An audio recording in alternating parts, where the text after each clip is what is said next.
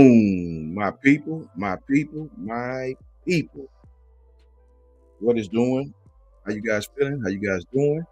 Let me know if the sound is okay while I bring my brothers on to the screen.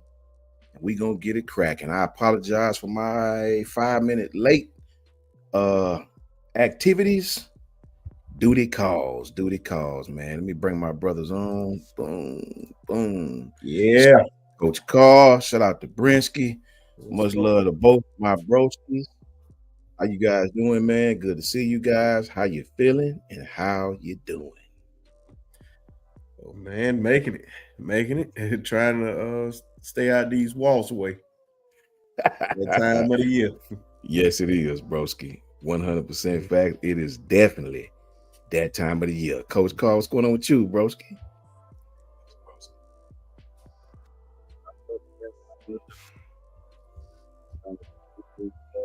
It's like it might down. Yeah, I can't hear you. Hold on, let me see. Can you hear me now? Yeah, Yeah, a that lot was better. great. Yeah, I said, man, ain't nothing much going on. Just got off work with the football practice, trying to see what the wife gonna cook for dinner. And then South Carolina just won, so I'm trying to get up Sunday morning, take her to Birmingham, otherwise South Carolina play. Did that for Facts. Good to see you though, bro. Good to see you, man. Shout out to all my broskies. The link is in our group text if you on. Shout out to everybody. Let us know how we sound in the chat. If everything sound good, tap on in, hit that like button on your way in, if you will. We're gonna discuss some things about this offense, how it's gonna look, how you expect it to look. You know what I'm saying? And really, is it gonna be any different? You know what I mean? We're gonna keep it real, right? Shout out to everybody who tapped in, man. Really appreciate you guys, man. Shout out to my brother Eric D. Hadn't seen Eric D in a minute. Eric D, what's up with your bro? Roll Tide to you. Good to see you, my broski. Good to see you up in here, man. Shout out to the sis herself, Kimberly, Yeah. my Baltimore Ravens home girl for sure, for sure. Love her to death. Much love to you, Kimberly, and roll tide, roll to you, sis, for real. What's up Yeah. with you, New Jersey? How you doing, brother? How you doing? Good to see Yeah. you up in. Facts, man. Facts. What's up, Huggy Beard? How you doing, bro? Roll tide to Huggy Beard. Much love to you, broski. Come here with Really, that really. offer stuff. Yeah. Mm-mm. Exactly, bro. You know what I'm saying? Who else we got in here, man? Latoya, what's up with you? Roll tide Oh to you. yeah. Toya, much love to you, Toya. Good to see you, girl. Good to see you for sure, for sure. that. Joe Willie's in the house. What's up, Joe Willie? Joe. Roll tide to my broski Joe Willie for sure, for sure. We got B Sharp and Coach Carl in here. Lisa Fitz, you, my partner for Lisa. sure. Look, man, tap in with Lisa. I'm trying to tell y'all, tap in with I need Lisa. one of them towels. Yeah, man, you can't go wrong, man. It is Lisa Fitz you for a reason, and that is a whole fact. Good to see you, Lisa. So good to see you for sure, man. My broski Dwight, the artist himself, man. Dwight, Right. What's going what's on? going on, homie? Good to see Dwight up in here, man. Good to see Dwight. Love the Dwight to death, man. Good to see my broski, man. Really appreciate Dwight. Dwight has got major skills when it comes to these banners and it comes to these background art, man. This guy is awesome. Really, really talented. Yeah, that is Dwight's work right there behind Coach Carl. When I get me a green screen and understand how the hell to do that, I will be right there as well. On the block. Much love to Dwight. Dwight, we appreciate you, bro. You already know, man. Good to see you guys, man. Tap on in. Please, please, please hit that like button if you will. We're not gonna worry you long, but we did want to talk with you guys about some things and how you guys thought about this offense. I did a lot of research over the past couple of days, man, of Coach Grubbs' Seattle offense and Coach Grubbs' Washington offense. I had a lot of people hitting me talking about he sucked at Seattle and stuff like that. But when I really went back and did my research, I found some interesting things, man. I really found some interesting things that I may have to partially disagree with you on. Shout out to Anitra. Anitra, what's up with you, girl? Good to see you in here. Always a blessed time when my girl Anitra's in here with the fellas. Good to see you, man. Really appreciate you. Want to tap in just for a minute and get my guys opinion about this, man. And I want to start and set the tone. I had to write some of this stuff down because I really did a lot of deep research on Seattle, and I went through a lot of games and really saw with my own two humble eyes of what I thought, man. And I'm not as worried as most people is about what happened in Seattle. So a lot of good things, man. I wanted to get you guys' take on this. Kanafi, what's up with you, homie? Good to see you, bro. Good to see you, man. Thanks, bro. So what I came up with, coaches, is if that music is too loud, please let me know too. It's hard to tell sometimes we have our earpieces in and on the computer. It's a little difficult. Good to go. Okay, cool. So what I came up with, Coach Carl and Brinsky, is this right here, man. So I went back and I watched Grubbs at Washington. I was very familiar with that offense at Washington with the research we've done in the past, but I went back and watched a lot of Seattle Seahawks too, man. And what I found out with Grubb is this is just my humble opinion. It doesn't make it right. This is just what I possibly think. The NFL game is a little different game. Shout out to JB. JB, what's up with you, bro? 718 in the house. JB, how you doing, man? Good to see you, bro. For sure. Good to see you up in here, brother. We talking about Coach Grubb, man, and what this offense may look like. And I wanted to get my guys' take on this. And I was going to give them my quick spiel of what I found out. And I want to see what these guys thought. When I went back and I watched it, Coach, and Brinsky, I saw that, for one thing, a lot of people don't understand that the NFL game is a different game, bro. I mean, I know it's football. We all get that. Football is football. But what I noticed about Coach Coach Grubbs is, for one, they had a hell of a lot of injuries on that Seattle team. On that Seattle team, man. A lot of people out, man. But I did want to highlight some things that I saw.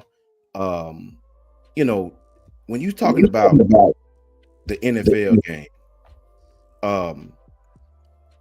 that people don't understand, but the hash marks on the NFL game are different, right? And you say, well, what you mean, Coach Sean, the hash marks are different? How does that make a difference in between college and this is just my humble opinion. Never coached in the NFL, never played in the NFL, watched a lot of it, but what I found out is there's a lot of coaches across the country that want the NFL hash marks. You have to understand the NFL hash marks are it's anywhere from 18 to 20 foot across the field, right? You got to remember, college game, they like 40 feet. So you got a lot more space as far as the hash marks are concerned. And if you look at the hash marks in the NFL, in college, they saying the hash marks in college football are built for football a long time ago. The college coaches want the hash marks to represent the defensive coaches anyway, want the hash marks in college football to replicate the NFL.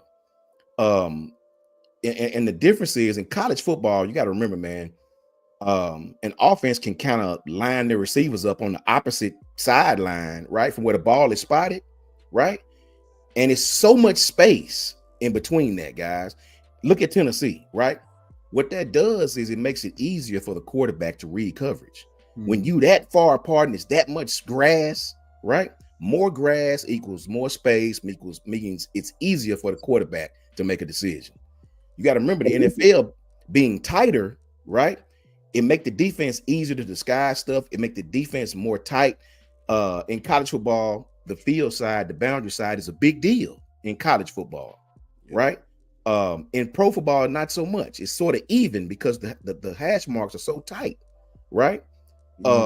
So a lot of your screens, a lot of your tunnels, a lot of your jailbreaks, they don't work as well in the NFL. And that's what he based his offense off of: screens, counters, empty set, bunch formation, right? A lot of that stuff is very difficult to run in the NFL because everything is so tight.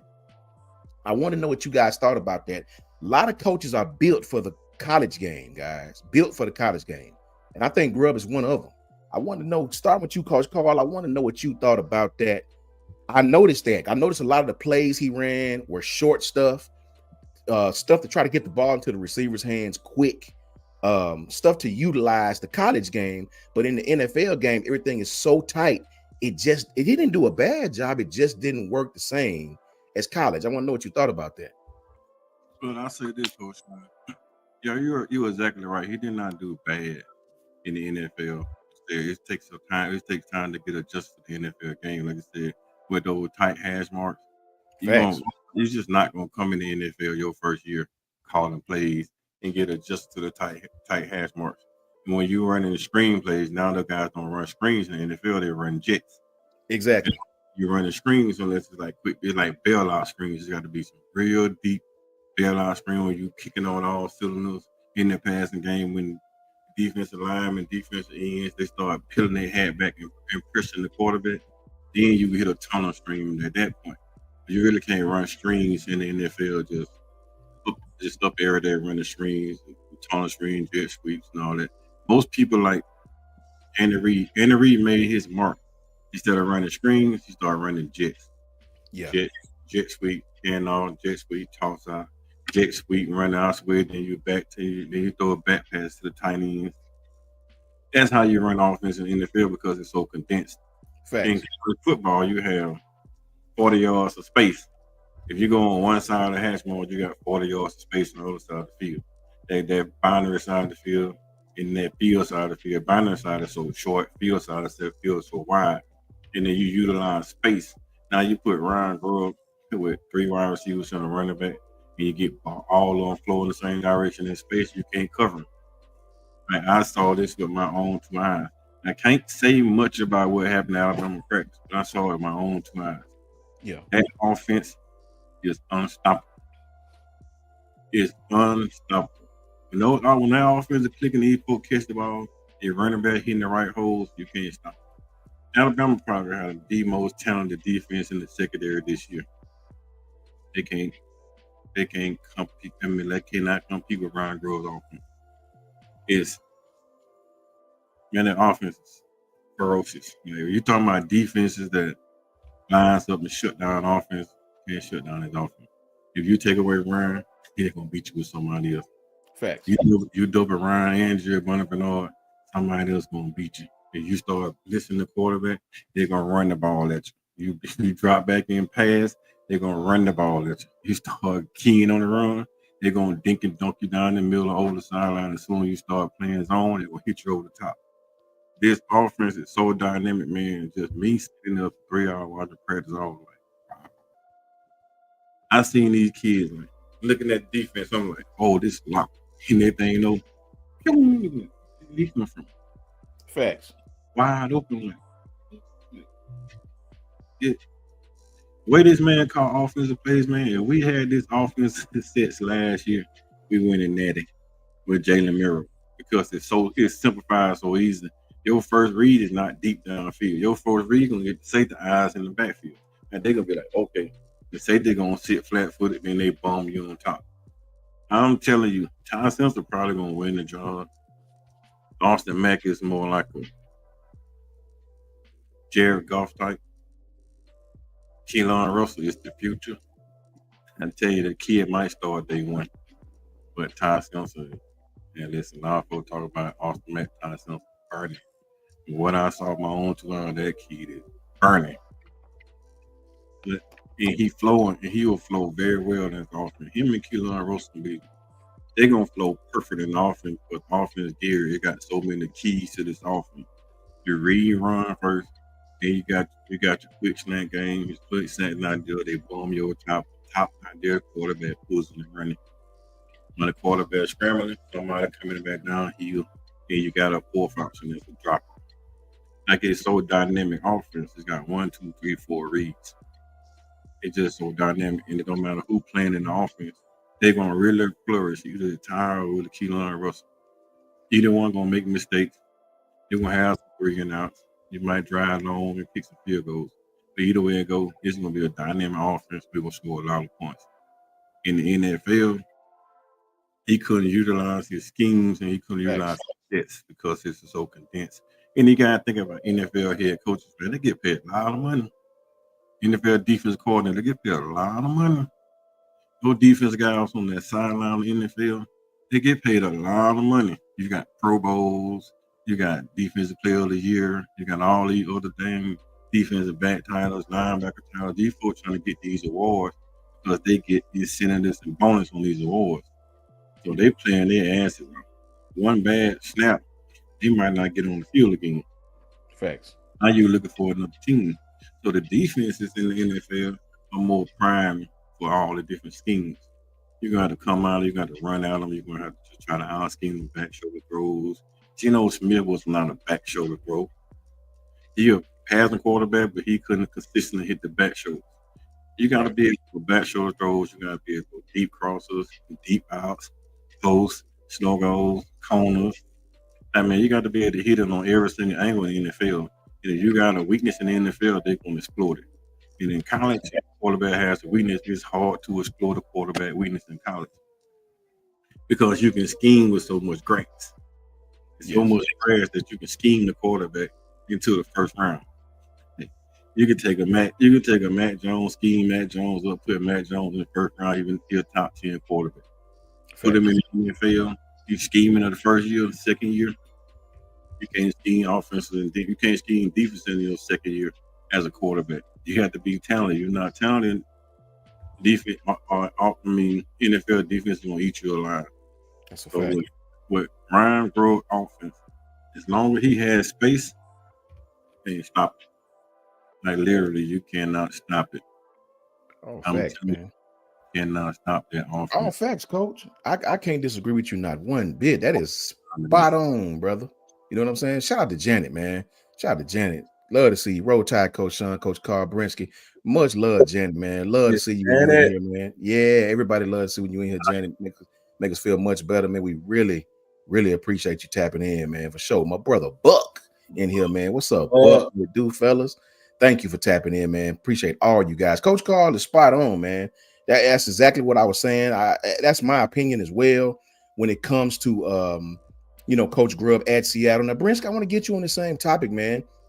In the NFL, these teams have left hash plays, right hash plays, how wide the hash marks are, this, that, and the third. Excuse me, in college. I'm sorry about that. Now, I want to know what you think, man. In the NFL, these formations are tighter, making coverage harder to read, man. Pretty much favoring the defensive side of the ball. Yep. That's why you see the average is 20-something points a game in the NFL. This, pretty much among other things, man, is one of the reasons why college football games are so high scoring. So when people say,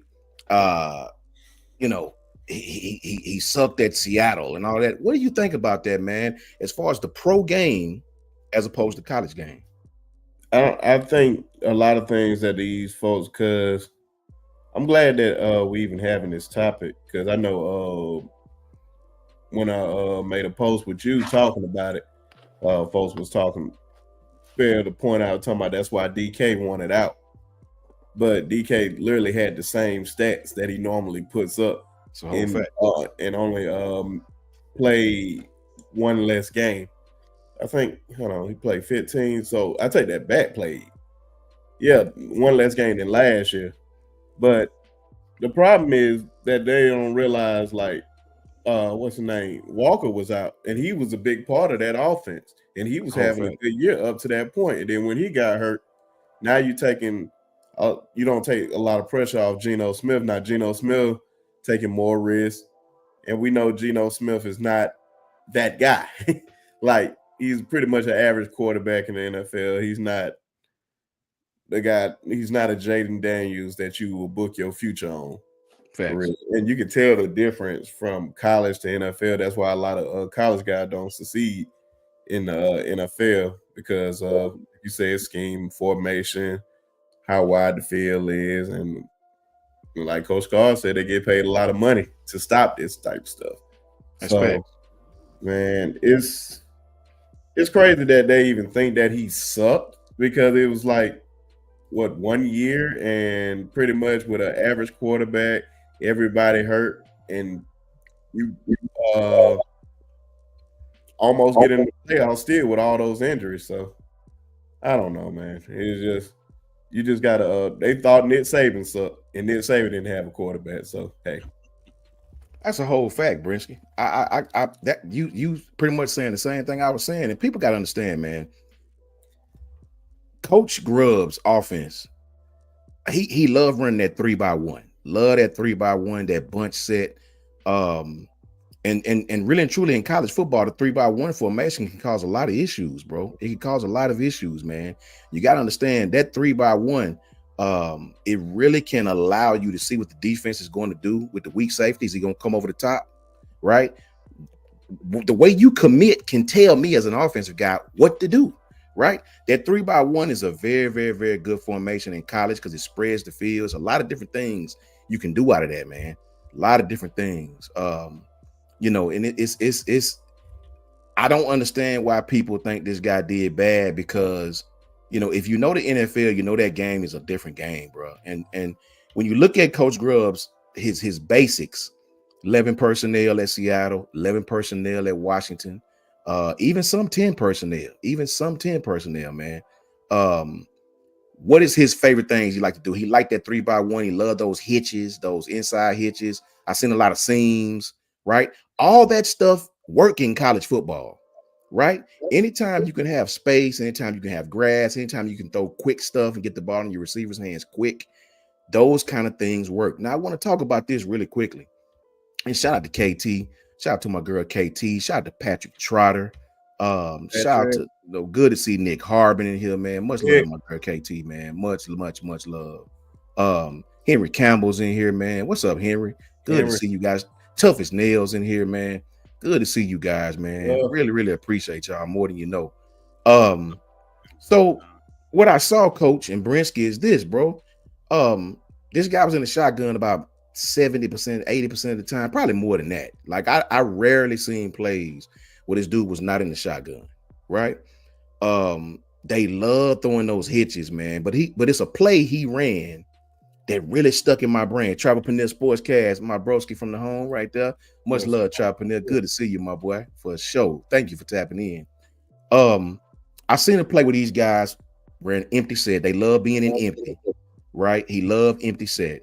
Commit more resources to the wide receivers, to the running backs. And the one thing about Coach Grubb is these guys throw a lot of screens, but to the wide receiver, not the running back. Mm-hmm. Your jailbreaks, your tunnels, things of that nature. They throw a gang of screens to the wide receiver, not the running backs. So I seen one play where they was in 3x1. It was in a bunch set. We just say that. It was in a bunch. Running back was opposite the side of the bunch. Now imagine this. Running back is coming on pre-snap motion across the formation. The running back stops at the quarterback and he stutter steps, right? Defense hesitation. They starting to point at the running back. On hike, running back takes off. Bunch side. They fake the bubble screen. They turn toward the running back, right? Like they're going to throw the bubble screen. The slot receiver act like he going to block and releases underneath, right? They throw an inside screen to the dadgum wide receiver underneath with the center and the guard releasing. Touchdown, right? Everybody done overplayed it because they faking the bubble screen. Everybody take off that way. Everybody. I'm talking about everybody, right? The inside guy, the slot guy, acts like he gonna block and then releases underneath inside. And they throw the inside screen underneath for a touchdown. We did nothing like that last year. Nothing. And you would think with the offensive line that we had, screens would have been something that we would have excelled at, right? Not a very dangerous throw. Defense is bringing pressure anyway. We couldn't block it anyway. You would think we would have ran some type of screen plays, jails, tunnels, anything, man. But we never did. I want to get you guys' opinion on that. This guy loves the screens, clearly. Loves the screens, man. And I noticed he loved them to the wide receiver the most. I wonder what you think, starting with you this kind, Brent. What do you think about Coach Grubb's screen package to the wide receivers? Not a lot of screens to the running back, but a hell of a lot of them to the different receivers. We had athletes that can get out of there. That just, you got to find a way to get the ball into the playmaker's hand, especially just making it quick throws. So it ain't taking too much time, like Coach Carr said. Just trying to make quick decisions and give it to your playmakers and let them make a play. So I like it. Facts, man. Facts. I feel good about it as well. What about you, Coach? Man, I love it, man, because like I said, the thing about this type of offense, but you fail to realize on another play, right? They put the running back out there and they rolled the running back out like they ran the bubble. They also ran Lockett or across the field and then blocked it a wheel down the sideline wide open for a touchdown too on that same exact play. But the way he run offense, man, is it's kind of like Steve Sarkisian. When he's at Bama, he run offense so smooth, so smart, and he always thinking 3 plays in advance. He's setting you up for the 3rd play. He gonna run this at you, then he gonna come back at you with another play. He always thinking in advance. Last year our play caller caught in the moment. The average play caller, man, the average good play caller, like actually a really, really great one, like Sarkisian, Lane Kiffin. You know, we had Mike Loxley. Now we got Grubbs. All our really, really great offensive coordinators, they caught plays in advance. It was setting you up for a kill shot, or they was setting you up for a screenplay like that TJ Yellen screenplay. Go down LSU, be LSU. That was all set up the whole game. We set that up the whole game. Then we ran at an opportunity time. We got King Drake screenplay against Clemson. It was all setting you up, plays after play after play. Devontae Smith comes in motion, backside, boom, come right back out, hit him in the flat, score touchdown at Ohio State. These are all plays that were schemed plays that they took time and they watch, and then they go back and circle the play. Okay, if I need this play later on the game, I got you. Because I'm gonna run the same exact play, and I already know what you're doing on this play, and then I'm gonna come backside and on your ass up. That's the great offensive play call. What this dude is doing right now, he's putting all these plays together. He's not gonna show much in the spring, but when fall hits, and then line up in front of Florida State, and when his offense come out here and drop 45, 50 points, y'all gonna be like, okay, Ryan Grubb is in this shit. And then when you start averaging 30, 45 points a game, every single game this season, they're not gonna have a whole lot to talk about Ryan Grubb. Like I said, the only knock I have on the offense, because I watched it personally, if they score so damn fast, man, that if we had a defense that's gonna be able to stand up to it.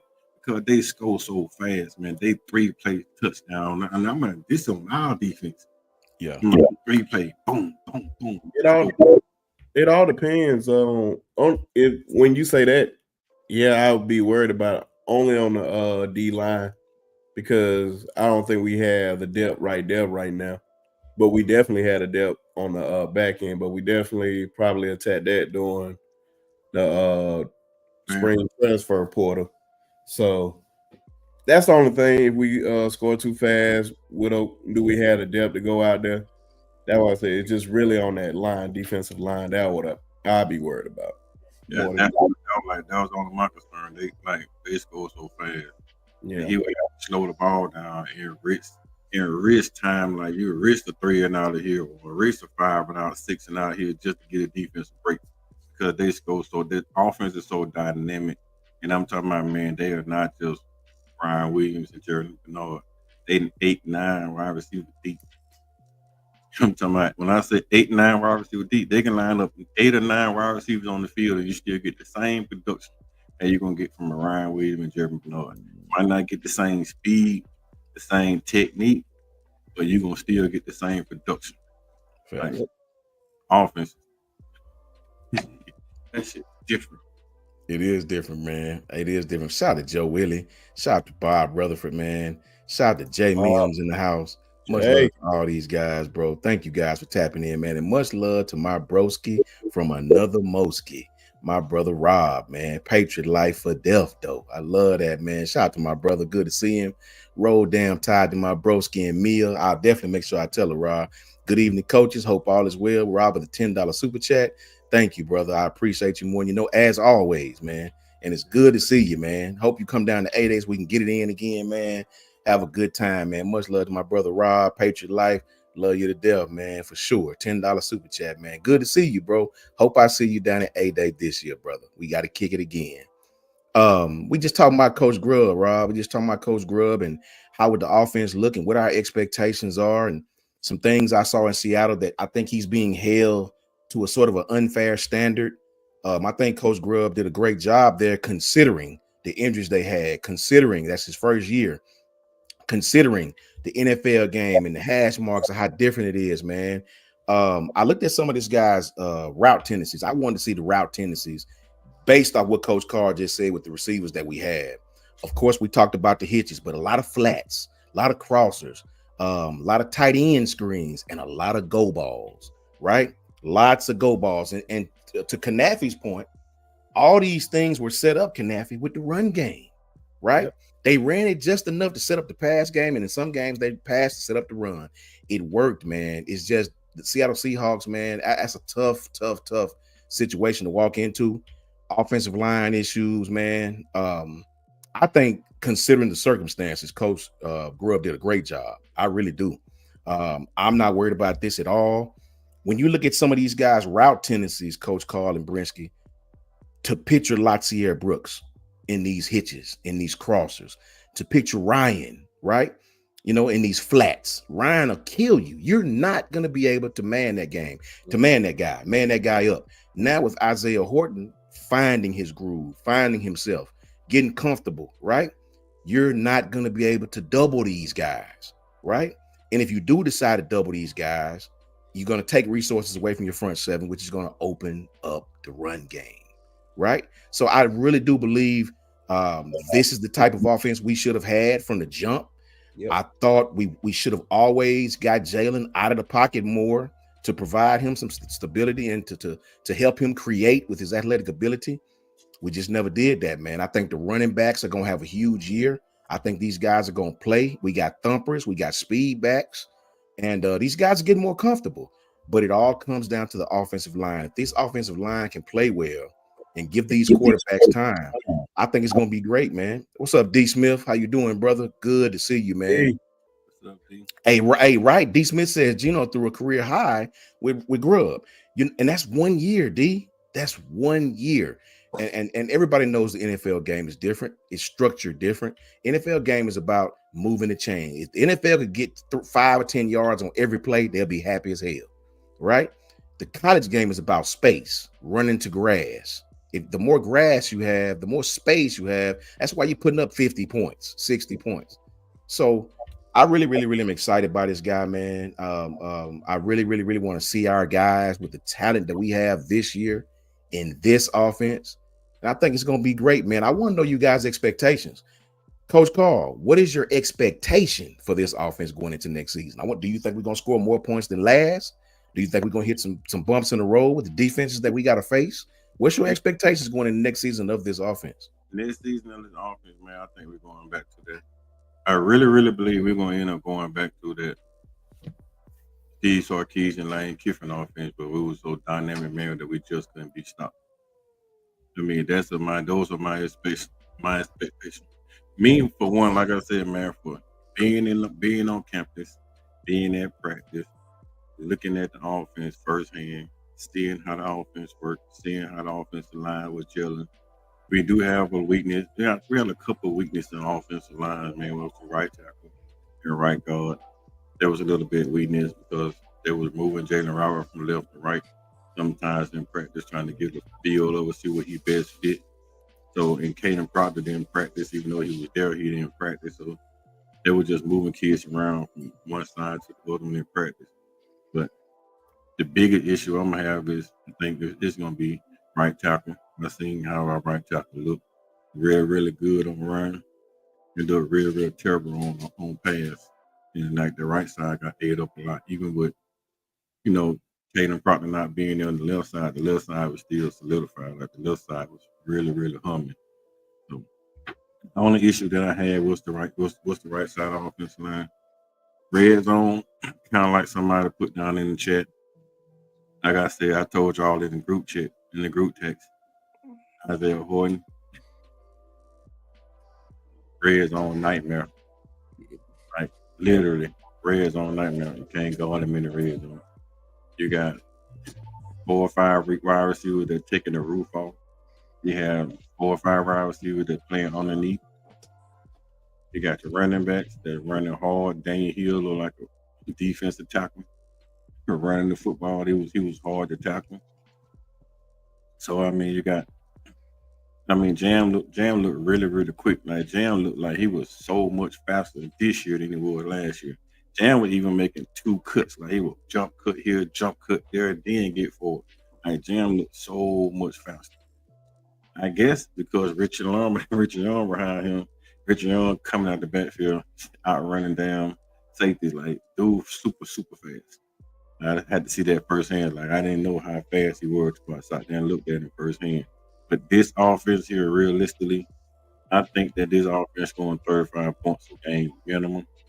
Even with the offenses that we play, we go into Georgia between the hedges. I still think we go 35 points or more in Georgia because the this offense is so dynamic, and they come at you so many different ways. When you think they're passing, they're running. When you think they're running, they're passing. Right. They can run. They can set up a run and pass off a run play. Like it's a quarterback read. It's not even like a run pass option. If they set to hand the ball off and the linebacker shrink, the wide receivers already watching the wide receiver watching the linebacker. So they setting the block and the wide receiver jump, cuts down, or our receiver's gonna release it and find grass. Like everything is reading, man. I'm telling you, that's why I was saying we was in practice. They hand the ball off, and them looking like what the hell, and then they think I'm out across the middle, wide open, boom, catch the ball, they just streaking. Like what the hell? Like that was a run play. And you do a run play, like it's different. I mean, I say it's different. Brian Grubb offense is undamn believable. When I say it looked virtually unstoppable, Richard Young, Jam Miller, Kane Hill, they look unstoppable in offense. The wide receiver look unstoppable in offense. The tight ends look great in offense. It's like, and they were going against ones and twos. They wasn't going against threes. It was like one versus twos, one versus ones and twos mix. Like it's something different, man. Like I'm literally talking about it's something different. You got Cam Coleman, you got Brown, you got DJ, all these top tier corners that couldn't even run. Like they were so lost that they didn't know where the ball was going. And these top tier corners. And when they get a chance to make a play, the play is right there to be made, but the ball placement is so damn good, it was just facts. I can't disagree with that at all, man. I agree with Kanafi. I agree with Janet. I agree with all of these, what they're saying. Brinsky, what's your expectations of us next year, man? Are you going to be patient with them? You think this offense is going to slow from the jump? I just know I trust Coach Carl Word since he was there, and he know all facts like the rest of y'all. And so if his eyes say that, then I trust what he say. Only thing I know, I had the stat pulled up right here. Jam only ran the ball 145 times. Great picture, by the way, Coach Carl with Ryan. Yes, I was there. 145 times last year, and it was like 5 games he ran single digit. And like the most he had was the Auburn game. That was 28 touches. Outside of that, he didn't have more than 15. That was the first game. We have to run the ball more. We have the guys that can run the ball. We got Richard Young back there. Richard Young is our number 2 now. Richard Young is going to do great things. So Jam get tired, guess what? Let Richard go out there and get some burn. Yeah. Oh, both of them tired. Let Daniel Hill, because I love how Daniel Hill run. He run mean. Yeah. That's I think that we ain't have at Alabama in a little minute. Like somebody that just, I'm not trying to sit back there and dance with you. Yeah. I'm trying to go up there and just beast hit mode that gap and go. Beast mode. And that's what we ain't have at Alabama in a minute. So as long as we running the ball, I feel like we can run the ball well. That's going to take a lot of pressure off our offensive line. It's going to take a lot of pressure off our quarterback. Because I know, and it's only going to open up for the receivers because we know they dynamic. Ryan put on some weight. I love how the weight fitting him. And we ain't got to hear, he's 17 years old anymore. Thank God, because they were just wearing that out all year. But I believe this offense is going to do some things. Like I said, man, I believe Ty. is going to win the job. And you hear they just had that scrimmage. He played great from everything you hear coming out of there. So it doesn't surprise me because I feel like he has a different mindset this year. And you see that guys have voted him as I think liaison to the coaches and the players or whatnot, like one of the leaders. Like he's trying to take this job by the horn, and you could just tell he's just comfortable in his own skin this year.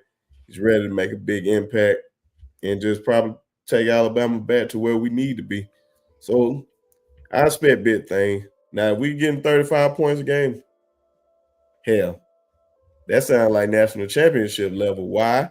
Because all those guys we have on defense returning.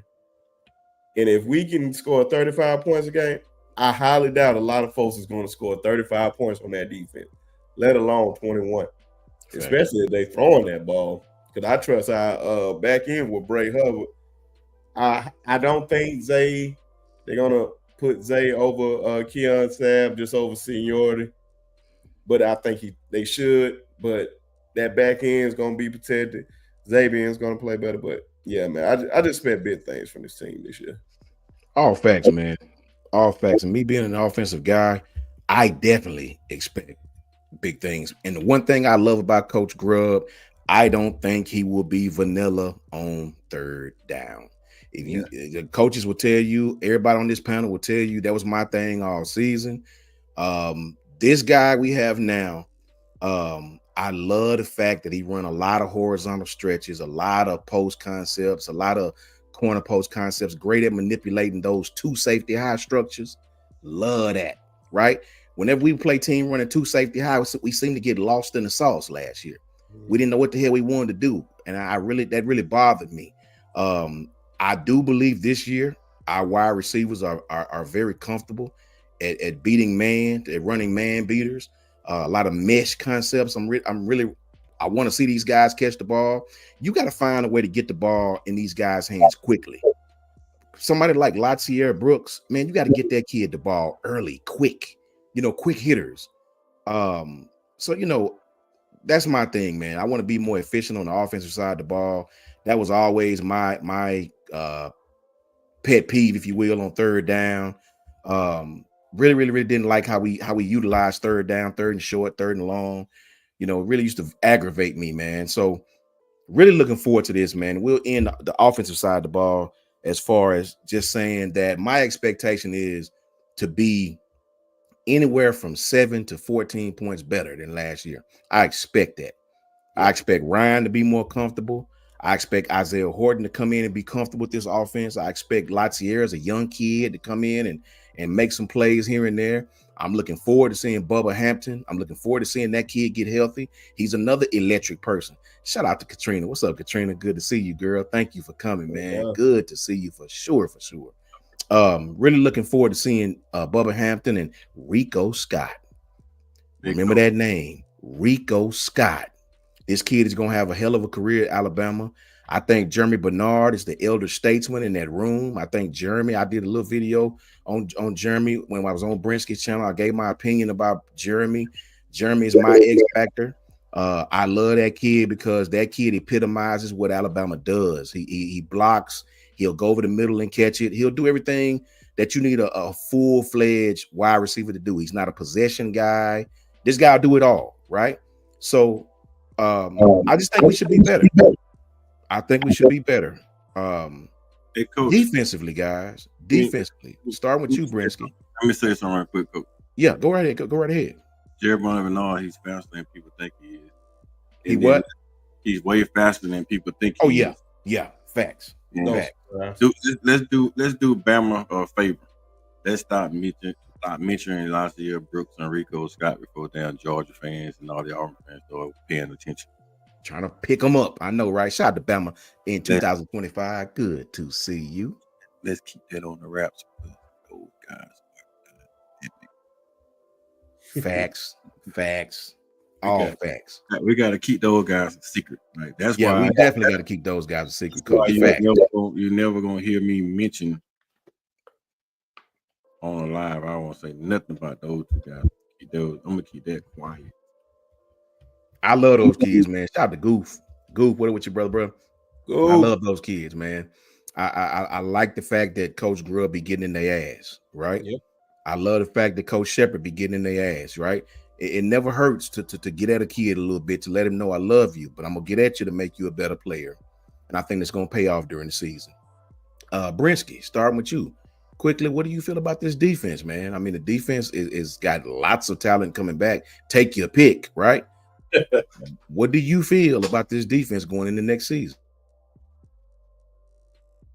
I think the one thing I kept hollering about all last year was the secondary.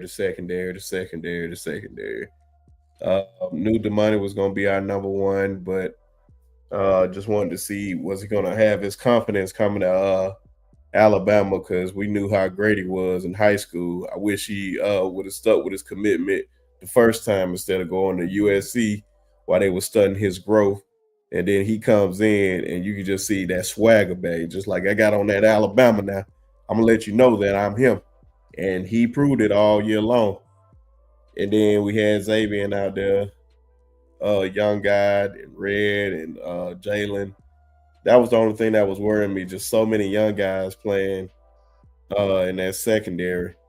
But this year, all those guys have experience except Jalen. He moved over to the wide receivers. But all those guys that we had coming back in with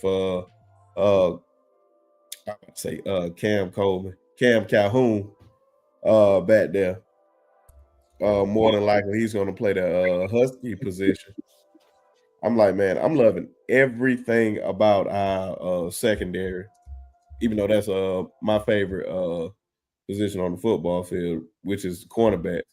And then, of course, very high on Zay Mincy, high on Bray Hubbard. I think Bray is, if not the smartest person on that defense.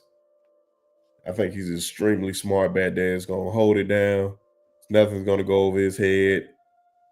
And definitely will pick that thing off in a minute. Only thing that we just need to get some depth on. But I feel like we top heavy. We just don't have the depth. Is that D-line. That's just the only thing. Yeah.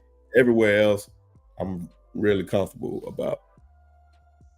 All facts. Coach Carl, I know you that's your ground roots, right? That side of the ball. I mean, we got all these guys back, man. We got all these guys back. I think Coach Womack does a great job with these defenses. Yeah, we had some bad games, right? I want to know what you feel. I want to know how you feel about that defense going into this season. Defense going into this season, man, I'm not worried about it pretty much at all. I don't think, like I said, only things I have concerns about is offense going so fast that the defense won't have enough time to get a whole lot of break. That's just the big issue with me. Not worried about the defensive line, Brinsky, because we have a whole lot of edges. We got a whole lot of outside linebackers. Yeah. Only difference is we don't have the full defensive tackles. Yeah. But we still solid with James Smith. That's what I meant to say. Not defensive linemen, defensive tackles, to be precise. But our four are still great. I mean, you got James Smith, Tim Keenan, and Jeremiah Beeman. Those first round draft picks for somebody when it comes out of school. James Smith probably gonna be a top 20 draft pick. Tim Keenan probably gonna be top 30. Mm-hmm. And you got Jeremiah Beeman coming in. He's gonna probably be a top 10, top 15 when he decide to leave college. So we got 3 solidified defensive tackles there. And then they got the freshmen came in. They all look great. Like they really look great. Only difference between the defense, the younger ones that they didn't know the defense that well, so they were still going in the wrong gaps. Other than that, the defense looked spectacular. We didn't have our linebackers because we was working on the freshmen because with our linebacker was sitting out one had on black shirt, one was injured, so they didn't do a whole lot of stuff with the linebackers. So we played a lot of young linebackers. The young linebackers still look great. Like I'm telling you, the defense looks great. It's just the offense was just so dynamic that the defense couldn't keep up. But when you put the starting defense on the second team offense couldn't move the ball at all. Really? Nothing. Nowhere. You don't go nowhere. Now you barely move. But when you put Keelan Russell with the first team offense, it was unstoppable too. So Ty, Keelan Russell. Like I said, the only thing that held the offense back was the fact that Austin Mack couldn't move the pocket. Like once Clay Rusall, guy get to moving, he couldn't move the pocket. All he would do is just either ground the ball or he'll take a set. He couldn't really move the pocket. But if they're not getting pressure, Austin Mack is Peyton Manning. And he gonna sit back there and carve you up for dinner. Like sit back there eat dinner all day. He's just carving up turkeys. But with pressure, he can't move. No pressure, dinner. So the offense is perfect. The defense is, I can't lie. The defense was in play, in right there, in phase to make plays. It's just that the offense was scheming so good that it was either a catcher running underneath or a catcher over top. Right. They was right there in the position to make plays, even with the freshman Dijon Lee. Dijon Lee made so many plays. Like him being 6'4", fast as a damn deer. He was making up plays when he made a mistake and he tried to jump around or he stopped on the right watching the quarterback or wide receiver ran past him. He's so long and so fast that he made up for plays. Facts. So it's just like the defense is just so perfect, man. They played perfect. Made a few mistakes, got beat, but our offense is so dynamic. Obviously, I can understand that. I don't think more offenses in the league in college football is that dynamic besides maybe Texas. Texas gonna have a dynamic offense. Auburn gonna have dynamic skill players, but I don't think the offense gonna be so dynamic. I don't see nobody just beating us. Tennessee gonna come and try to spread the field, put those guys on the back end so fast. And they understand the coverage so much better now with their vision coverage that they actually read and write keys. That is gonna be hard for Tennessee to move the ball. So I really don't see many offenses that can actually play with the defense. If they tired by the offense scoring so fast, that'll give offenses like Tennessee a chance to spread the ball on different occasions. But other than that, man, the defense should be a championship quality defense. Literally a championship quality defense. No matter how they rotate players, everybody they put in the game gonna be able to contribute. All facts, man. I love that, man. I love that because I think Kane Womack and his defense is going to be even better as well. I know we sound like some homers and things like that, but I really believe this defense is going to play better. What I've seen from Coach Womack, is when he's going from the 3 look to the 4 look, 4 down look, from odd to even, when you can flex out or bring a 4 down look, it seems like you're forced more one-on-one matchup as far as the pass rush up front. I think when people think of 4 downs, they think of, well, I had an A gap, you had a B gap. But in reality, the way Coach Womack runs his defense, runs his scheme, say the way he fit, you know what I'm saying? It helps create pressure and helps create pass lanes. It helps when the D line makes mistakes, the linebacker can help you clean up and make you look right very quickly. So I really enjoy that, man, about this guy. I think we just got caught in that Michigan game with a team that was physical. The elements sort of benefited them. We sort of got out of our identity. The one thing that really bothered me the most last year is because of the offensive play, it put the defense in a lot of bad situations, right? So the defense sort of struggled at times because they couldn't get off the field. But that was really because the offense really kept giving the other team short fields a lot of times. And we all know when you're playing another light competition team who's just as talented, that can put your defense in a bind, man. It really, really can. It can make for a long day. So I think all around we'll be better, man. Special teams should be as good. Offense is going to be better. Defense is going to be better. Lastly, I want to talk to you guys about this quarterback situation. I've been on record saying that I don't know if Austin Mack will start. I'm not ever saying that. But what I was saying was about a few weeks ago when I talked about it, I heard some guys on the radio saying this is a 2-horse race. And maybe it is, right? But I didn't think it was a 2-horse race at that time. Yeah. It had only practiced, 2-3 times. I was just like, I just don't know if it's a 2-horse race yet. I know how difficult it is to play college football when you're a freshman.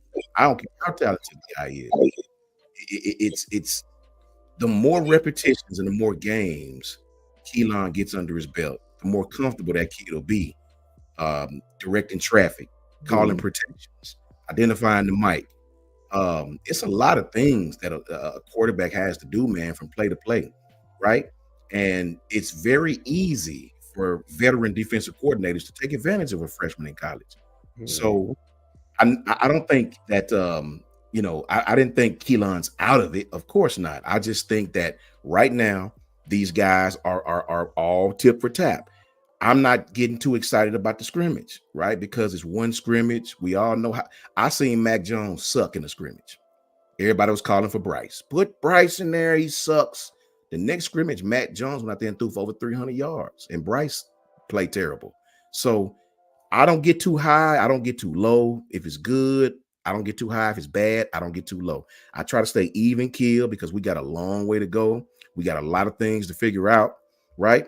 I'm just happy that we did have someone to step up and take the bull by the horns and really take advantage of these scrimmages. Coach Brinsky, let's start with you this time. What do you feel about this quarterback situation? How do you feel the competition is going? And do you feel that Ty may have taken a step, or do you feel like it's just one scrimmage? Let's pump our brakes. Pump our brakes. Even if I believe Ty's going to win the job, like let's still pump our brakes. Nobody knows this is a 2-man race. Nobody knows this is a 3. I believe it's 3-man race until somebody is named the starter. August. It's this. Let me be on record now, so you can call me Sean Stradamus. This quarterback competition, as far as the fans go, do you guys hear echo? Is that me? Do you hear echo? Is that my mic? I don't know. Testing. Try muting yours real quick, Coach Carl. Testing. It went away. Okay. Let it be on record that I say this right now. As far as the fans go, now they may decide behind closed doors, but as far as the fans go, this quarterback competition will not be figured out until August, until they come back. At all. Watch. Give me your thoughts, Brinsky. Give me your thoughts. Yeah, man. I don't believe it's gonna be solved no time soon until, like you said, until August. Man, it's a long way to go. Yeah, you may look good right now, but you may struggle next week. You say you may not fall off. Like they just saying Ty's been consistent. That's one thing you want to hear. Facts. So he's been very, very consistent. Like he's been doing the damn thing. And that's what I want to hear going all the way up, leading up to the Florida State game. And hopefully he is the starter moving forward. So everybody can just sit right there. No, you ain't got to rush nobody. Because I don't know why you want to rush Keelan to play and we destroy his confidence. We don't have what if the O-line is bad? And then they just keep sacking him. He don't have time to throw to do what he normally do. Now you're destroying his confidence early. Will he regain them confidence?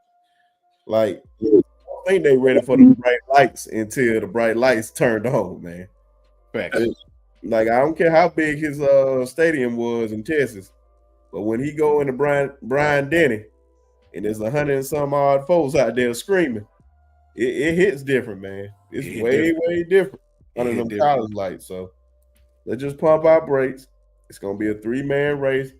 You may hear, Austin Matt struggling this week, and Austin Matt may be winning this week. Same thing with the other 2. So only time will tell. And remember, Coach Carl, this is a freshman. I love Keelan. I think he's the future of Alabama football. Him and Austin together, whatever the case may be. But a kid that young, a veteran DC, are gonna blitz him to death, right?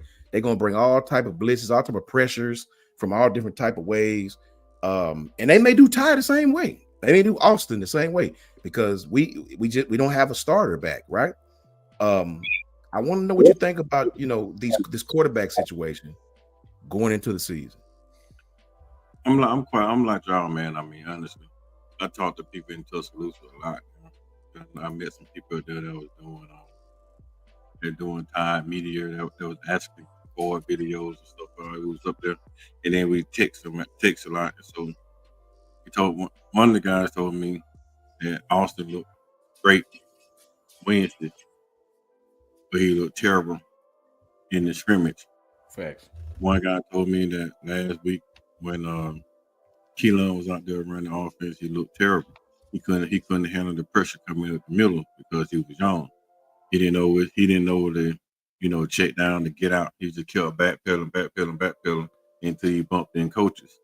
So, and they said Ty was getting out of the pocket a little too fast on pressures, and he would roll into a sacks. But even though either way it go, like no matter how you look at it, each and every last quarterback has their flaws. Yeah, facts. Their last one has their flaws.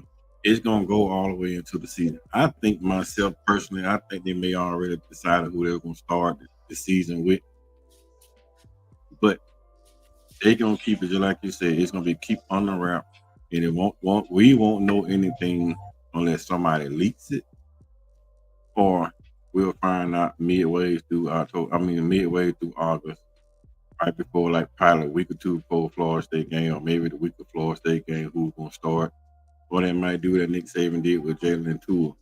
Just see who runs out on the field first.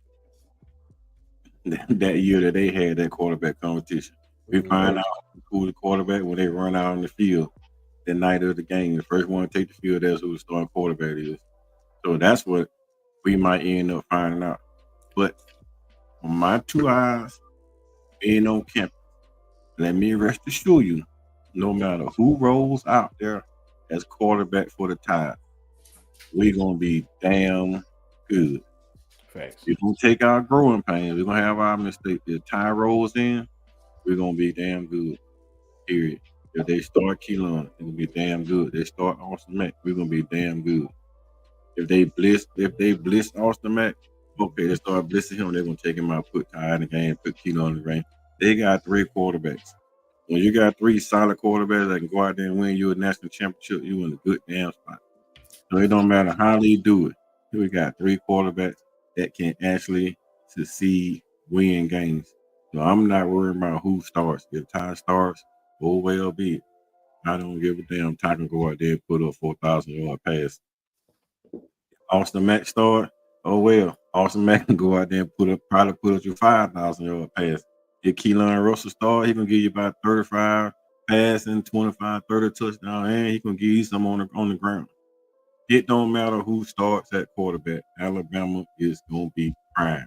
Alabama gonna be okay.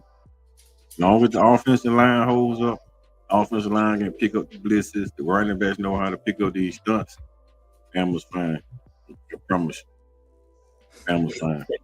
And just say this one last thing. Yeah, go right ahead. I think everybody like it depends on who you like. Like if you hear certain things about your quarterback, it's like, see, you're gonna be biased about it. Either way, you're gonna be like, see, I told you he doing good, no matter what you hear. So that's why I said you both saying it right. It's going all the way to August, and we'll find out when the time right. I think it's just gonna be between Coach DuBois, Coach Grubbs. It's just gonna be them two, the only two that know it. So it won't get leaked. Mm-hmm. Facts. And one more thing, I know we talking about quarterbacks, but let me implement this about Coach Grubb. I love the fact that we have an OC now that's going to be getting at the offensive line. Even though he's the offensive coordinator, he'll be involved with the positions as well, especially the offensive line. You watch. So I love that. Really quickly, guys, I got some top cornerbacks, man. I should have shared the screen, but I didn't. This kid, we got the kid. You hear the echo? Is that mine? Try muting it again, Coach. Oh, my fault. For me, it's a kid we got called. His name is Brody Jennings. He's another corner. They really on these cornerbacks. They really on these cornerbacks, man. Brody Jennings, Brandon Arrington, Caden Harris. We got Zion Gibson and Elbert Hill. All these kids are top kids, man, at corner, and they all seem to be interested in Alabama. What do you guys think, man? Starting with you, Coach Carl. Tell me what you think about these corners, man. What do you think about these corners and why they're going after so many long, rangy corners? For one reason only, you can't never get enough. Facts. You got these long range wide receivers, man. A lot of people going out there and getting these 6'4", 6'5" wide receivers. LSU made a living from the tall wide receivers. Yes, they did. See, they got a lot of tall guys. We're gonna play Florida State. Florida State probably still got the 6'6" wide receiver. So everybody trying to get longer. And get these guys that long and rangy, fast, as you can train them up, they end up becoming first round draft picks too. So you want that first round draft pick money coming back into school. The more kids you ship out to the NFL, the more big time ones come in. And then the second part about it is Coach Mo, man. Yeah, he's doing a great job. He's doing a great job. Facts. Phenomenal defensive back coach. Yeah. Who knows defense?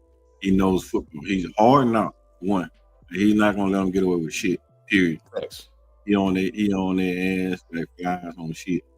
Hey, you ain't getting away with nothing with Coach Mo. Coach Mo is hard nosed. He don't play the radio. You make a mistake, he pull you clean out the game right then. He gonna bring you on the sideline. They're gonna eat you up, and then they put you back in the game for the very next play. But they teach these kids, and they love them, but they're hard on them. It's that hard nosed, old school type vibe at Alabama now. It's that vibe when you had Sam Shade and all those kids back there. Yeah, and shout out Shade. They were getting cut out and treated like crap. Like they getting that type of damn coaching now, but they loving them at the same time. Like you're not allowed to make a mistake. We done been in the film room watching film. You go on the field and you make a mistake, they're gonna eat your ass up. Because we had a whole hour or so in film study. You come out here and make the same mistake. They ain't having it. Like last year, I think there was too much lackadaisia, too much friendly shit going on, and the kids were responding to them how the coaches were treating them. Now they're so tough and they're so hard now. Man, the coaches really don't even speak to you much. Like they so geared and they so outline or dialed in or how you want to call it. They got the damn welding gun and they just laying out there just welding steel, not paying attention to nothing. They just working on fundamentals. They're working on eye placement. They're working on foot placement. They're working on hand placement. Any little thing that you do that's not technically sound, they eating their asses up. And when those recruits came in last Tuesday, we was up there, they had 5-star recruit. He was on campus. And the way they was drilling and they was getting out on them coaches, man, those kids on the sideline, like, yeah, I don't need this shit. Like, man, we don't get this in high school. And they was loving it. Because it was so hardcore, so short. Even my kids were loving that shit, man. You're like, it was buying into that shit. They were loving that shit. Like they couldn't wait. Like they came back home and they started grinding harder, like in practice. Man, those kids love the way they coaching them. Cater the board. You make a mistake, shit, that man cuss your ass out. Yeah, get your ass off my field. And then the very next time, they jump back in the head of the line trying to get a new rep because they done made the coach upset. And they were not going to the back of the line. They were fighting over reps. Literally trying to get reps. And these kids are loving that shit. I'm telling you, when you got hard-nosed defense and the coach is not playing the radio, these 5-star kids want to play for somebody who's strict. They don't want to come in here and just run over coaches. Most programs they go to, the coach is trying to kiss their ass to get them on campus. Yeah. I ain't kissing no ass, bro. They just coaching. And they tell you, you want to be here, you want to be here. You don't, shit, we'll move on to the next. Facts. Facts, man. All facts. Brisky. I agree, Coach Carl. I'm happy to hear that too, man. God, I'm so happy to hear that. We need that, just like Janet just said. Brinsky, we got these guys: Brody Jennings, Brandon Arrington, Caden Harris. We have Zion, who's committed, and Elbert Hill. Yep. All these long rangey corners. I know you really, really big on that recruiting, man. Yeah. And these guys you talk to at the Senior Bowl, and you got connections. What do you feel about that, bro? What do you feel about these long rangey corners, just like Coach Carr talked about? What are these guys trying to do, man, for the future? I appreciate that compliment. Talking about I got the connections. Man, bro, I seen them Senior Bowl pictures. I saw them. But yeah, man, Jordan Edmonds, man, we just got him. He's been hound Alabama this whole time, and he's so smooth, man. I didn't know he was so physical. Facts. And shout out to him and his dad for liking and reposting the video that I did of him. But he is definitely like that. You can't teach 6'3". That's a fact. and he moves just so smooth. Like he is a true lockdown cornerback. So when he gets to Alabama, they're gonna add that weight to him. He's gonna be that guy. Brandon Arrington, the top guy in this class, is just like him, but faster. He's about 6'3" too. Facts, man. And I believe this coaching staff has a type of cornerback, and that's my type of cornerback. Because you can't teach these long rangy. You can't just teach height. Like they had a technique and all that. It ain't nothing. Just go over their head. Like the one thing. What's my guy name? We just talking about him last week. Vernon Hargraves. Vernon, yeah. Vernon Hargraves was good in college, but I think the only knock on him was just his height. You being like 5'10", and you being 5'10", like when you start to get on them bigger wide receivers, like all they gotta do is just throw it over your head. And I seen that happen to him way too many times, especially with a whole bunch of other corner. But if you put like a Dijon Lee or Jordan Edmonds or Damani Jackson and all those type of guys, one, they're gonna be physical with you and they're gonna jump with you. Facts. So I like the guys that they recruiting. Albert Hill is not as tall as them, but kid is very instant. Like he knows that position. Like he is a true. So I think with every risky by him being not as long as Minky as the other three that they're trying to get in, they're gonna end up doing him like they did Eddie Jackson and saving her, moving back to the safety where he can then cover tight ends and roam a little bit for the free side because he's so fast and so fluid. Yeah. Well, could put him in Husky. True. Like, he can cover, man. Like I wonder, I like, no, man, because they had him up high so long, but these rankings they move him up and down so much or whatnot. Like it's almost laughable when I can't even remember the recruiting site that have Dijon Lee as a 5-star. I'm like, okay, crazy. Okay, you turn on the tape. I don't know what else you. This is the prototype, and then you hear all the Ravens in Alabama spring practices. Like, oh man, it's just like every practice you just keep hearing like, oh my God, man, he's really that good. Yeah, he's a freak. That's what I'm saying, man. Now I'm like, okay. I just like everything about the recruiting class with this. So these cornerbacks, since we just talking about cornerbacks, yeah, they're going after the right guys. And yes, they are. And then it's competition too. So when Damani go first round this year, it's just gonna bring in more guys. Competition. Let's weed out all the guys from last year or whatnot. That's why I said before we get off, I think Coach DeBoer didn't want to press too hard because he was new here, didn't want to push too many buttons.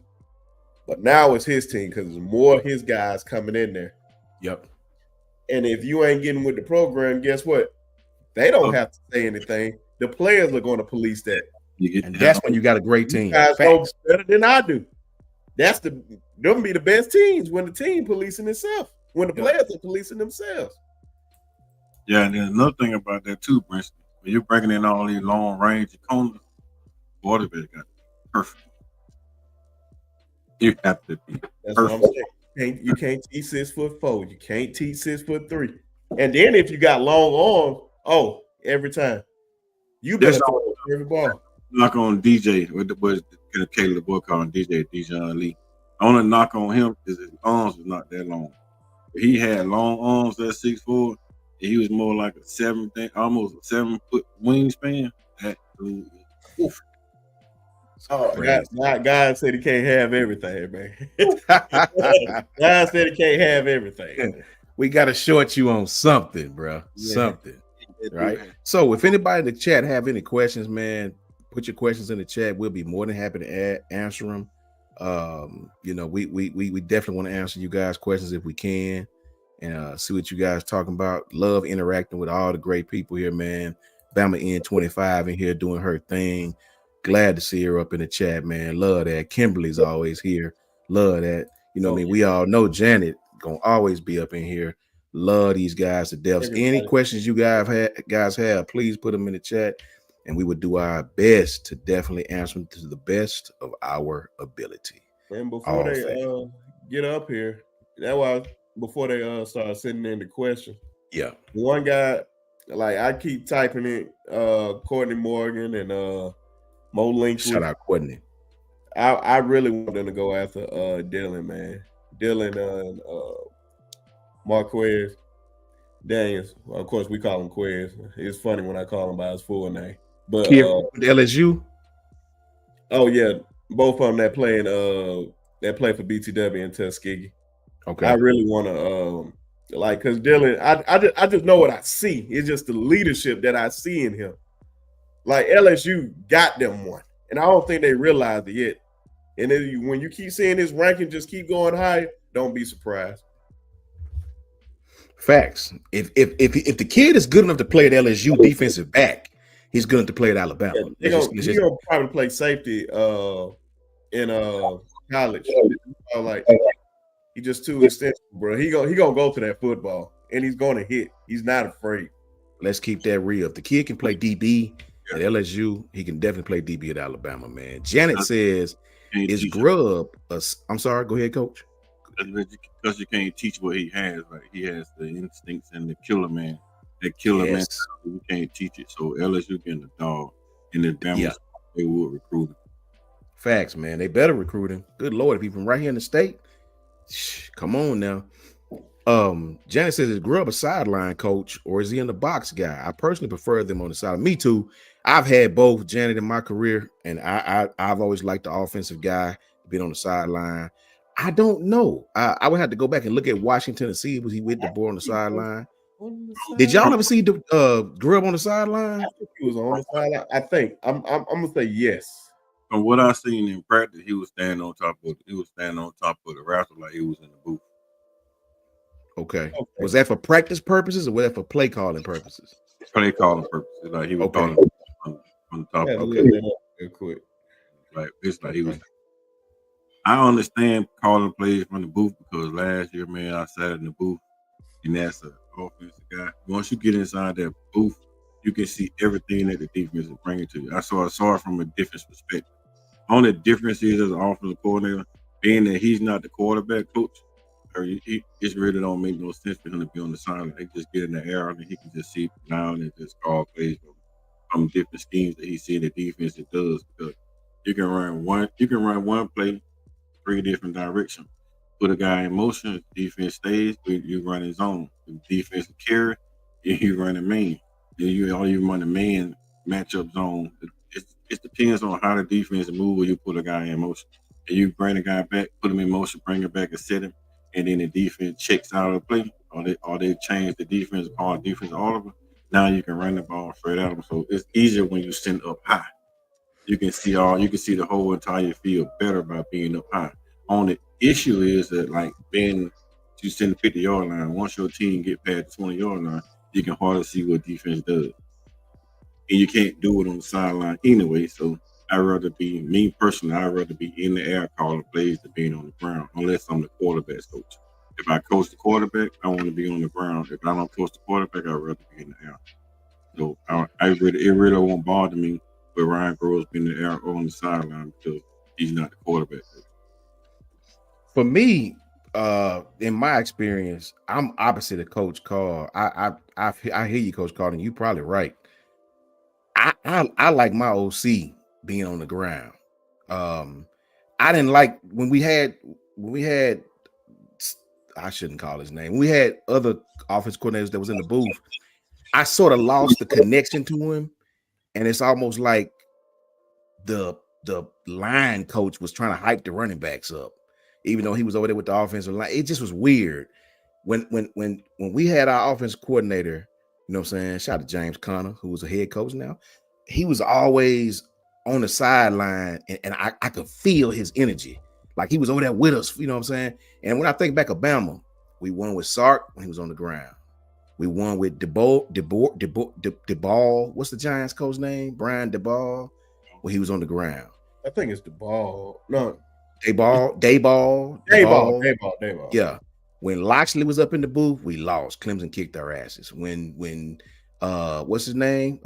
Tommy Reeves was up in the booth, kicked our asses. When my man was up in the booth last year, kicked our asses. I just, Lane was on the field, we whooped everybody's ass. I'm biased, you know what I mean? And it's more superstition for me, coach. You know how it is. You got your shimmer shirt under, we lost with that shirt. I'm gonna put on another one. We won with that one, so I'm gonna wear this one next Saturday. You know what I mean? And it's more superstition for me. So I hope that's answer that, Janet.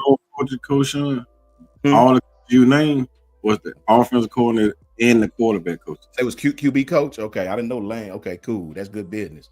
Lane coaches on quarterback, even though they had a QB coach. Lane told the quarterback what he wanted at that point, so he did it from the ground. I saw.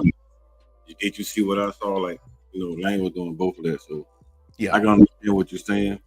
But if Nick Sheridan, the quarterback coach, and Grubbs on the ground talking to the quarterback, that should help. Nick Sheridan gonna feel some type of way.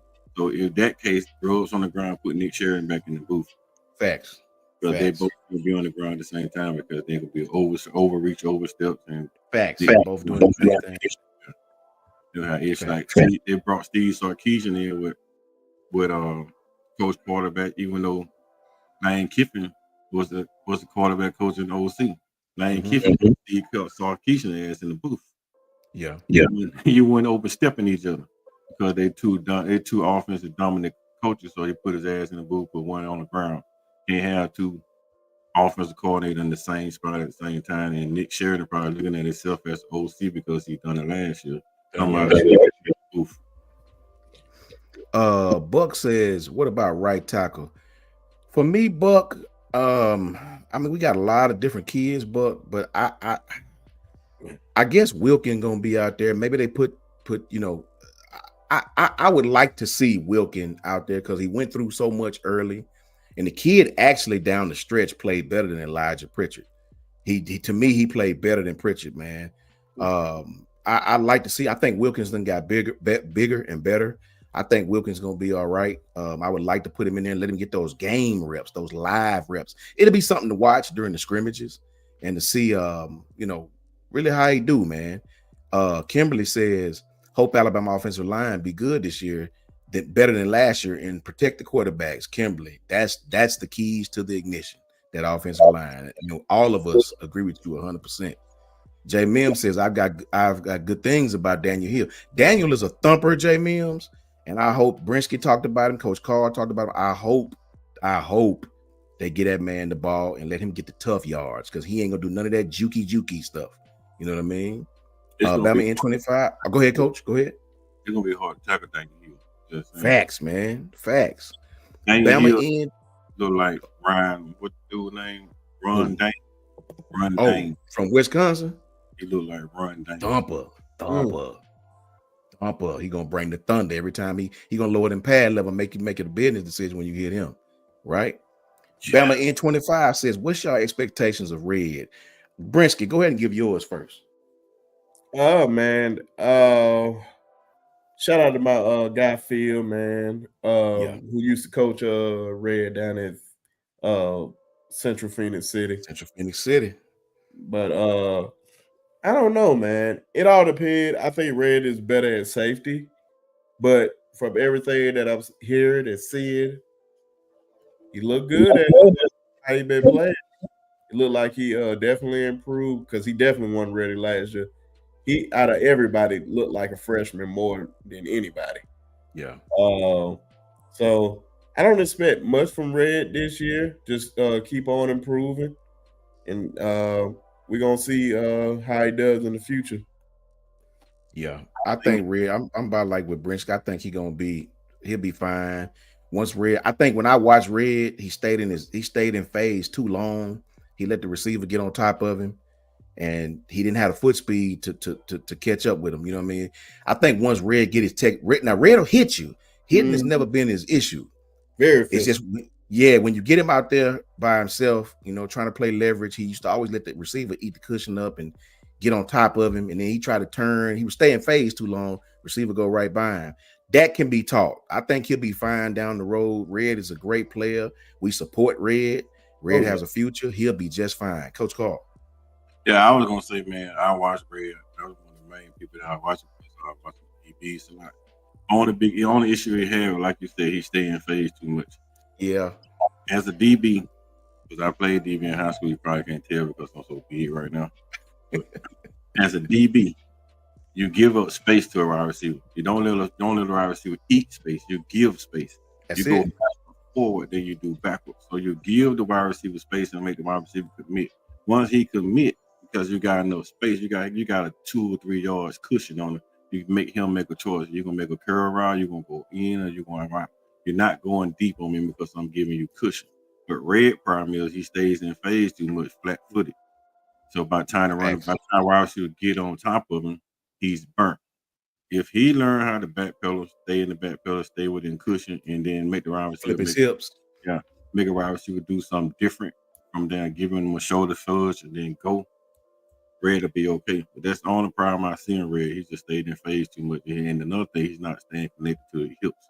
Keep your eyes on the wide receiver hip and stop looking at the wide receiver face. That's the big issue. What Coach Carr, say it again, Coach Carr. Get your eyes where? On his hips and start looking at his face. Tell him why, Coach. The hips never lie. Shakira made a song. Yeah. Wherever your hips go, your body goes. You can't. Once you start dancing, once the hips move, the body moves. So you can't go nowhere. Your head can't go nowhere without your hips. So you think hips never lie. Facts. All 1,000,000% facts. Brinsky, here you go right here. Do y'all think Mbakwe is going to crack the wide receiver room? Too stiff for me. Hey, Bama in. She know her stuff. She know her stuff, man. What you think, Brinsky? No. Plain and simple. No. Too deep. Too many guys that's talented. I don't know, man. I really don't know what he's gonna do. They may just put him out there just because, but I don't know. He'll get a few plays, but he won't get a whole lot. Yeah, I just say straight. They got to get their money out of him, so get a few plays, won't get a whole lot. He probably be more second team because, like I just said, man, that wide receiver room was like 9 deep. So, and I think he probably like 10th man on the roster. Yeah, I think he'll play, but not. Yeah, I agree. So listen, guys, you guys have been awesome, man. You know, we've been on now hour and 30. You guys have been totally great at our peak. We had 61 on Twitter and 41, 58. What we got? Had over 100 people at one time. Still dwindled a little bit, but we had a lot of people here watching, man. Thank you guys on both Twitter and YouTube.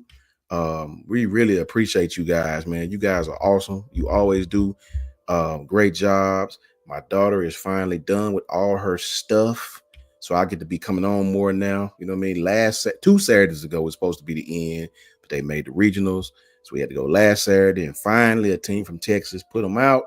So, you know, I'll be on more now, you know, more consistency and more better, you know, always on with my brother Brinsky, always on with my brother Coach Carl. Really big shout out to Ty Hayes. Ty always doing big things, man.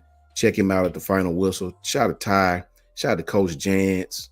Shout out to Piano Man. Shout out to Coach Al. All our ex-clan, if you know what I mean. Shout out to Tez and Jason. Shout out to Clint Lamb and Mick Gillespie. Those guys got a great show. Go check them out. Talk to Clint back and forth on Twitter. Shout out to Clint. Shout out to Clint, man. Them guys really bring it. You know, big shout out to those guys. Clint actually played ball with my cousin for real. You know what I'm saying? Shout out to them dudes, man. They really great at what they do. Make sure you check them out, man. Shout out to the Bama Standard. Shout out to all them guys over there at Bama Standard, man. Them guys do an awesome job, man. Check them out. I wouldn't lead you wrong. Those guys are awesome at what they do. Make sure you check those guys out, man.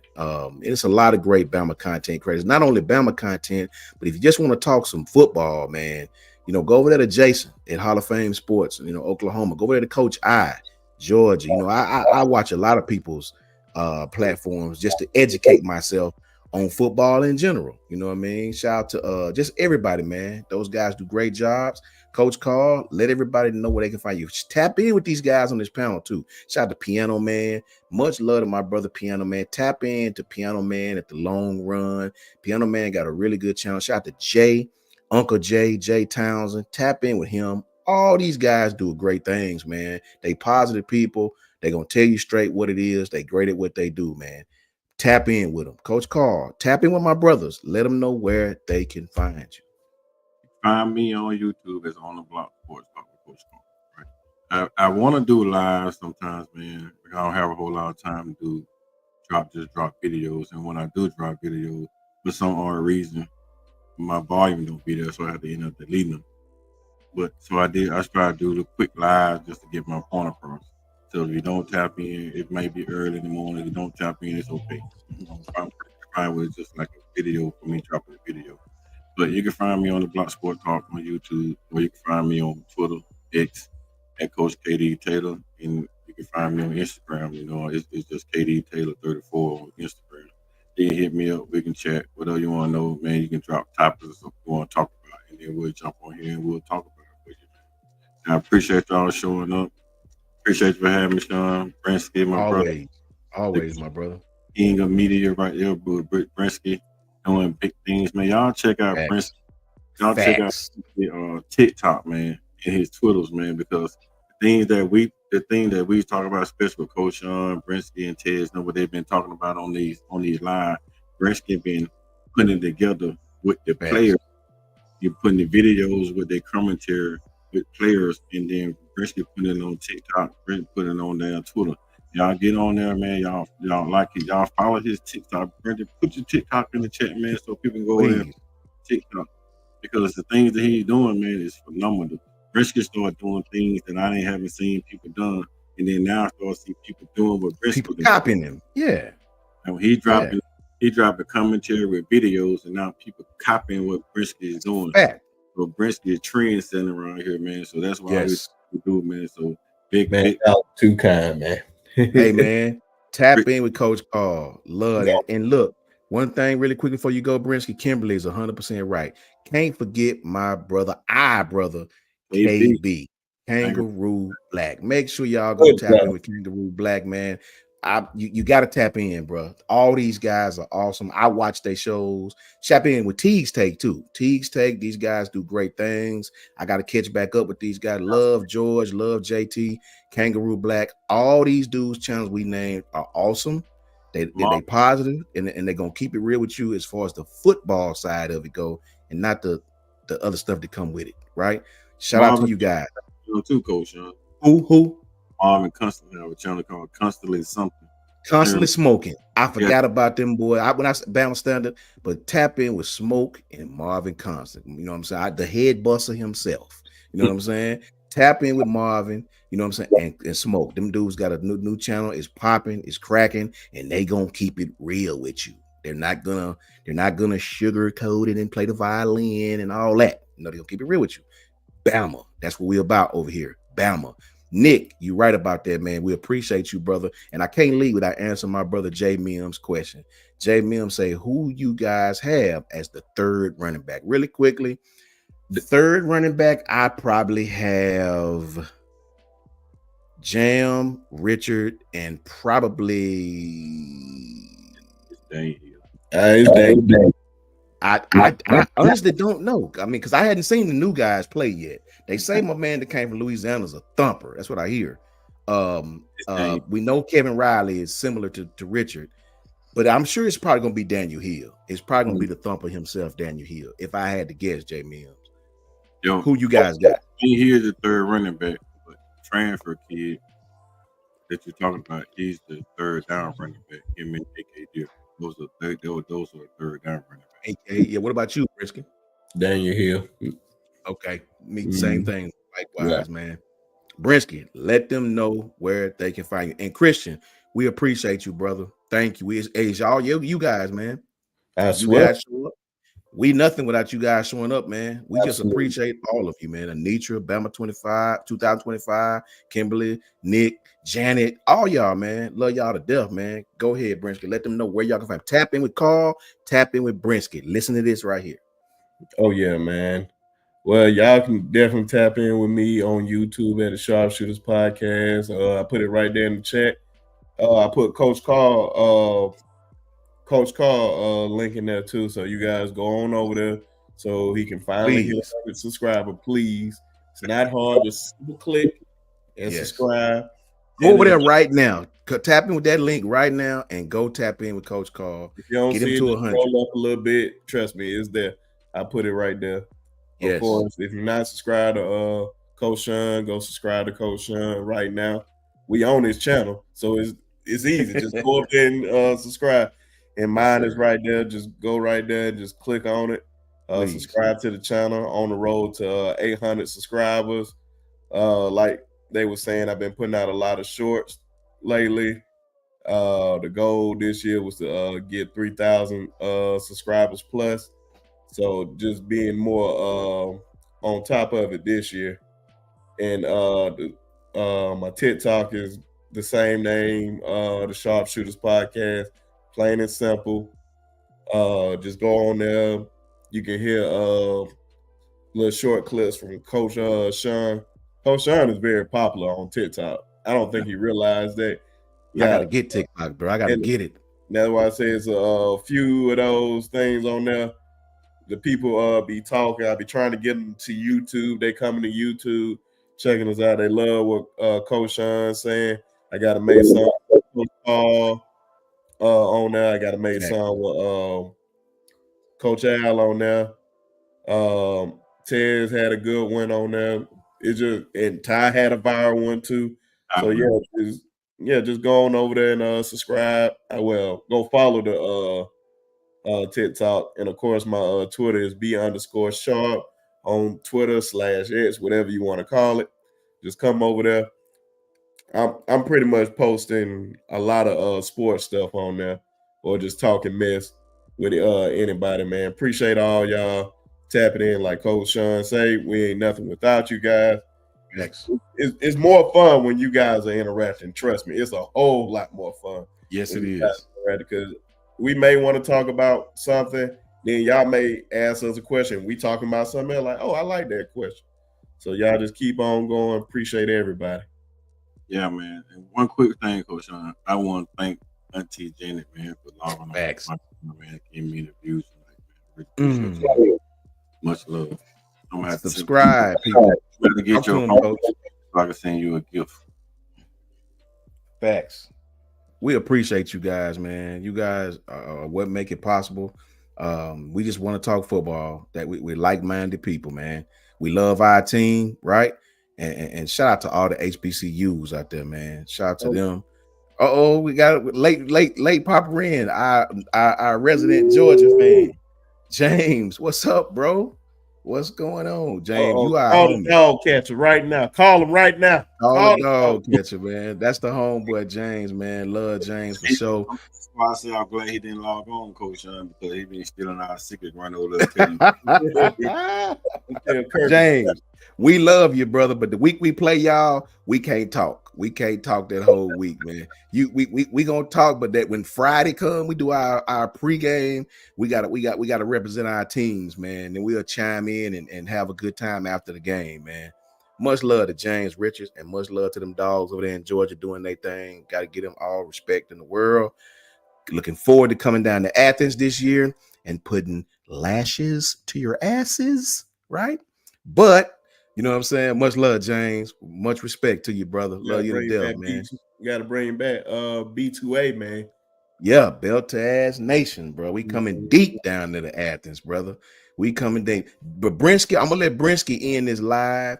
You can find Coach Sean at JMHO Sports Talk right here on Twitter and YouTube. JMHO is just my humble opinion. That's all this is, right? No insider here, nothing. Just my humble opinion. Brinsky, you got to talk. Miss Janet wants you to let everybody know the slogan, right? And shout out to Tez, our favorite Auburn fan. Wherever you are, Tez, we're thinking about you. Shout out to all my boys that's Auburn fans. This is for y'all. F them trees, F Toomer's Corner, and F everything Auburn. And I hope y'all lose tonight. Amen. Amen. Much love to everybody, man. Roll Tide. Much love to James. Much love to everybody in the chat. Roll Tide to you all. Roll Tide, everybody.